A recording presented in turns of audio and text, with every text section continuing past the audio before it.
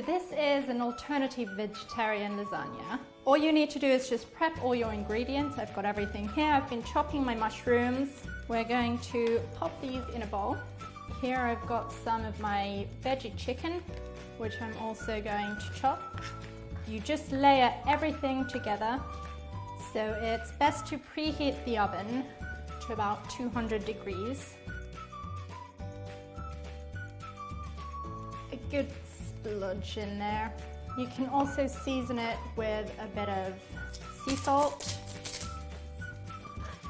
whilst we prepare the rest of our ingredients.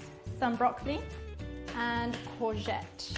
Okay, now we're ready to start our layering.